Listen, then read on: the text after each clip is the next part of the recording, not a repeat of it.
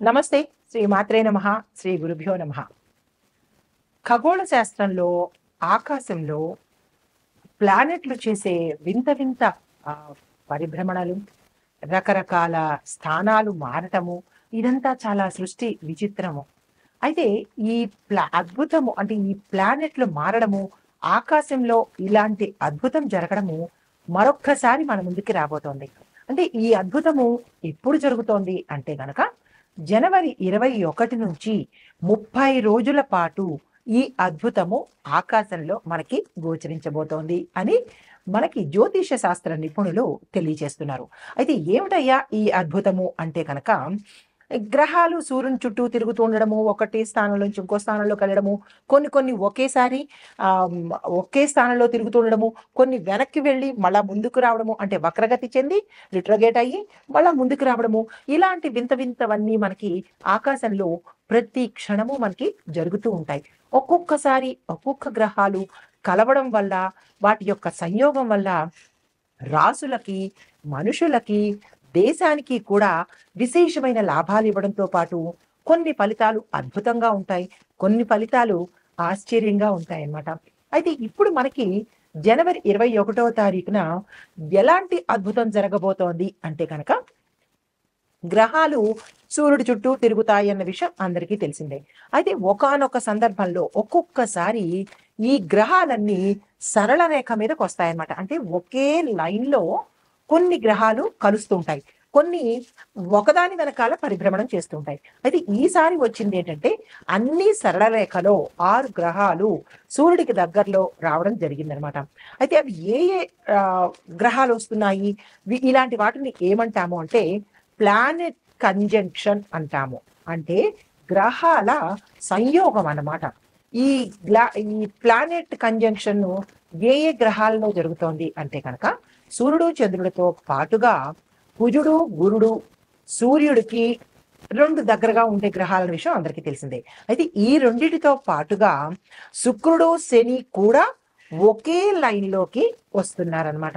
అయితే ఈ ఒకే చోటు రావడం వల్ల మేషాది ద్వాదశ రాశుల వారికి ఒక్కొక్క రాశిలో ఉండే అన్ని రంగాల వాళ్ళకి ఎలా ఉండబోతుంది, దీనితో పాటుగా దేశ కాలమాన పరిస్థితులు, ఆర్థిక స్థితులు, వ్యక్తిగత స్థితులు ఎలా ఉండబోతున్నాయి అంటే తప్పకుండా రకరకాల మార్పులు జరుగుతూ ఉంటాయి కదా.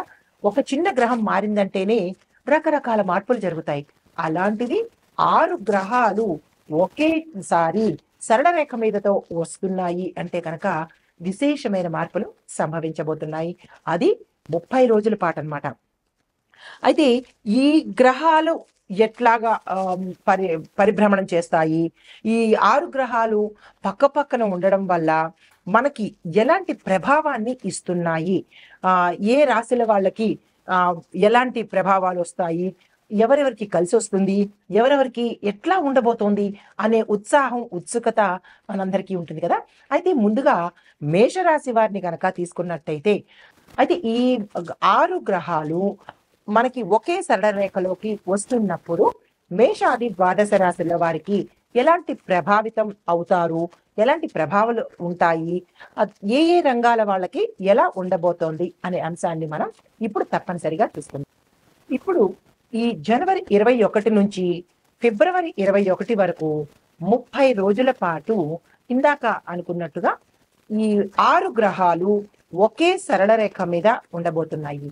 ఇలా ఉండడం వల్ల మేషాది ద్వాదశ రాశుల వారికి ఎలా ఉండబోతోంది, అన్ని రంగాలలో ఉన్న వాళ్ళకి ఎలా ఉంటుంది అనే అంశాన్ని, ఎలా ప్రభావితం అవుతారు, ఎలా వారి యొక్క జీవిత గమనం ఉండబోతోంది, శుభ ఫలితాల, మిశ్రమ ఫలితాల, కొంతమందికి చెడు ఫలితాల అనే అంశాన్ని చూడబోతున్నాం. తదుపరి రాశి మకర రాశి.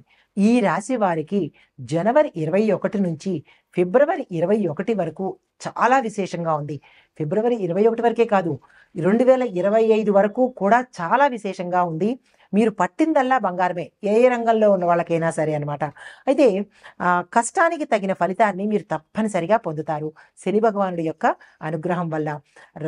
సూర్యగ్రహం వల్ల ఆరోగ్యం ఉంటుంది, కుజగ్రహం వల్ల విశేషమైన ఫలితాలు, శుక్రగ్రహం వల్ల విడిపోయిన భార్యాభర్తలు కలవడము, అంటే కలతలు చెంది లేదా మాట పట్టింపుల వల్ల దూరమైన భార్యాభర్తలు కలవడము, కుటుంబ పరంగా ఆరోగ్యం ఉండడము, గతంలో బంధువులు దూరమైన వాళ్ళు దగ్గరై కలవడము, శుభకార్యాలు చేయడము, శుభకార్యాలకు సంబంధించినటువంటి డబ్బులు ఎలాగా అని మీరు బాధపడుతున్నప్పుడు సమయానికి మీకు ధనం వచ్చే అందుబాటులోకి రావడము, ఆకస్మిక ధనప్రాప్తి కలగడము, మీరు అప్పులు ఇచ్చి వాళ్ళు ఎగవేసి ఇంకా మీకు దరిదాపుల్లో కూడా లేని వాళ్ళు మీకు పిలిచి డబ్బులు ఇచ్చే అవకాశం కలగడము, ఇలా ఒకటి కాదు అన్నీ కూడా మీకు శుభ ఫలితాలే, శుభవార్తలే.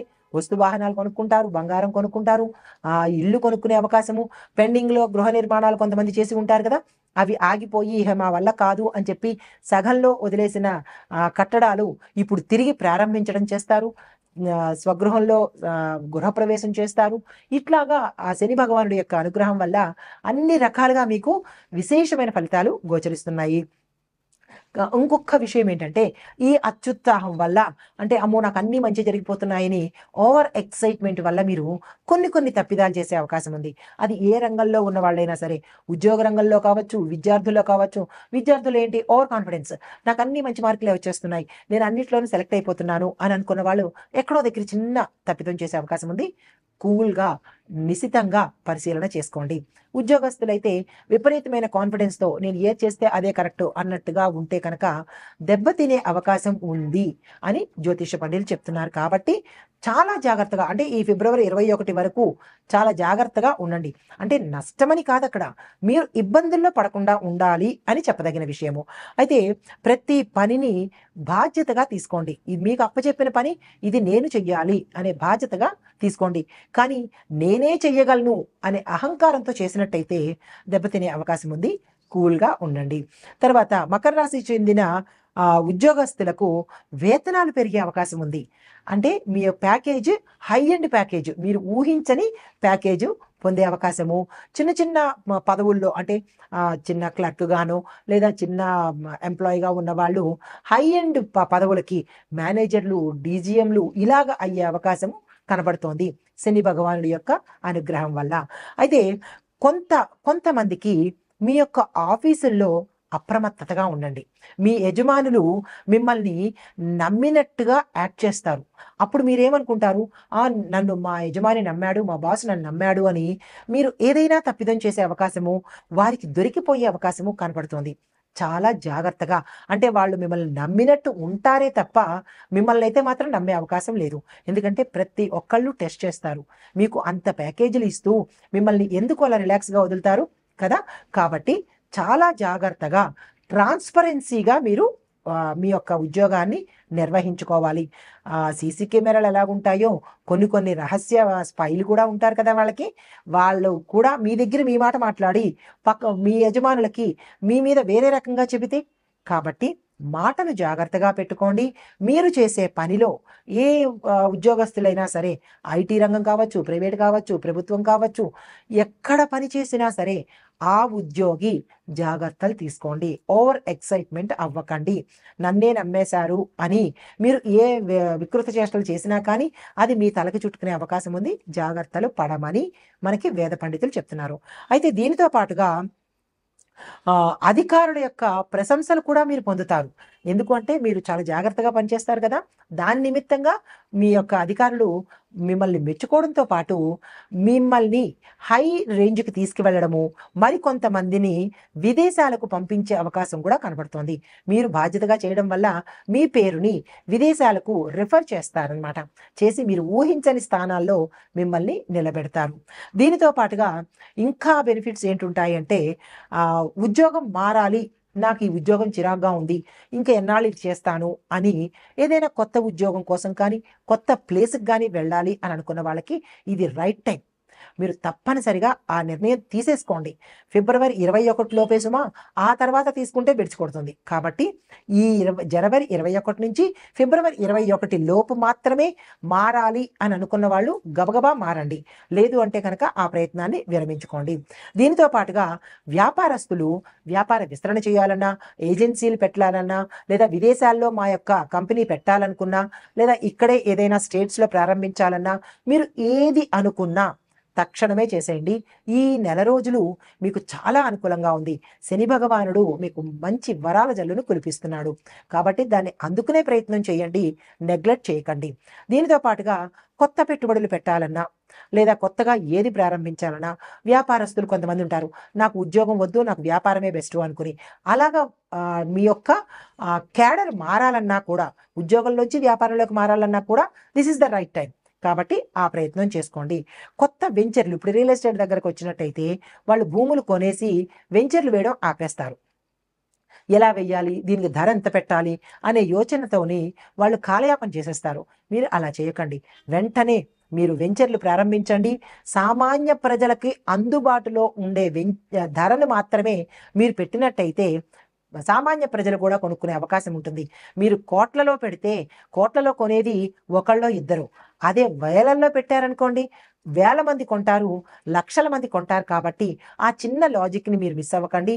మీరు ఎట్ ఏ టైం కోటీశ్వరులు అయిపోదామని ఒక్కొక్క సైట్కి కొన్ని లక్షలు కానీ రేటు నిర్ణయించినట్టయితే ఒకళ్ళో ఇద్దరు కొంటారు, మిగతావన్నీ అలాగే ఉండిపోతాయి. కాబట్టి అటువంటి అంటే ఏమంటారంటే అత్యాస పనులు చేయకుండా అందరికీ అందాలి, మీకు అన్నీ చెల్లాలి. కాబట్టి సామాన్య మానవుడికి అందుబాటులో ఉండే ధరను మాత్రమే పెట్టినట్టయితే మీ సంస్థకి పేరు ప్రఖ్యాతలు రావడంతో పాటు మీకు అన్ని వెంచర్లు అమ్ముడైపోయాయి, కొత్త వెంచర్ స్టార్ట్ చేశారు అనే ఘనకీర్తిని మీరు పొందే అవకాశం కనబడుతోంది. అలా కాకుండా అత్యాశకు పోయి ఆ కంపెనీలో ఒకటి రెండు మాత్రమే అమ్ముడిపోతాయి, మిగతావన్నీ అలాగే ఉండిపోతాయి అని విష ప్రచారం జరిగే అవకాశం ఉంది. కాబట్టి అత్యాశకు పోవద్దు. ఈ రియల్ ఎస్టేట్ రంగంలో ఉండే మార్కెటింగ్ రంగం వారు కూడా మీరు టార్గెట్స్ నిర్ణయించుకోండి. అది కూడా ఓవర్ ఎక్సైట్మెంట్లో ఎక్కువ టార్గెట్స్ పెట్టేసుకోకుండా మీరు ఎంత చెయ్యగలరో అంత మాత్రమే నిర్ణయం చేసుకోండి. అయితే ఈ రాశిలో ఉండే ప్రతి ఒక్కరికి, రాజకీయ నాయకులకి బాగుంది, ఐటీ రంగంలో ఉన్న వాళ్ళకి బాగుంది, అందరికీ చాలా చక్కగా ఉంది. కాబట్టి మీ స్థాయికి తగ్గట్టు ప్రణాళికలు వేసుకోండి. దానికి తగిన యోచనలు చేసుకున్నట్టయితే కనుక చాలా విశేషంగా మీకు ఉండబోతోంది. గృహయోగం ఉంది, వస్తు వాహనాలు కొనుక్కుంటారు, అన్ని శుభ ఫలితాలే ఉన్నాయి. కాబట్టి ఏం చెయ్యాలి? వివాహం కోసం ప్రయత్నాలు చేసేవాళ్ళు, సంతానం కోసం ప్రయత్నం చేసే వాళ్ళకు కూడా ఈ 30 రోజులు చాలా చక్కని అనువైన సమయము.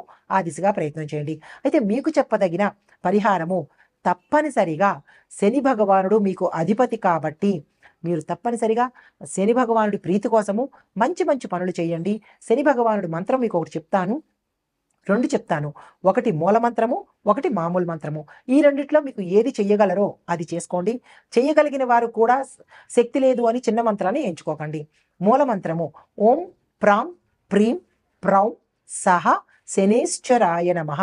ఇది స్వామివారికి చాలా ఇష్టమైన మంత్రం. రెండో మంత్రము ఓం శం శనేశ్వరాయ నమః. ఇది అంటే నోరు పలకని వాళ్ళు, చదువు లేని వాళ్ళు, చదవడం తెలియని వాళ్ళకి ఈ చిన్ని మంత్రము. పెద్దది మీరు అందరూ చదువుకునే మంత్రం అనమాట. వీటితో పాటుగా మీరు శని భగవానుడికి 19 ప్రదక్షిణాలు చేసినట్టయితే కనుక విశేషమైన ఫలితాన్ని పొందొచ్చు. కానీ ప్రతి శనివారము తప్పనిసరిగా నలుపు వర్ణం కానీ నీలవర్ణం కానీ వస్త్రాలు ధరించి చేసినట్టయితే కనుక విశేషమైన ఫలితాలు వస్తాయి. ఇది ఈ రాశి వారికి చెప్పదగిన గోచార ఫలితాలు, పరిహారాలు కూడా. నమస్తే.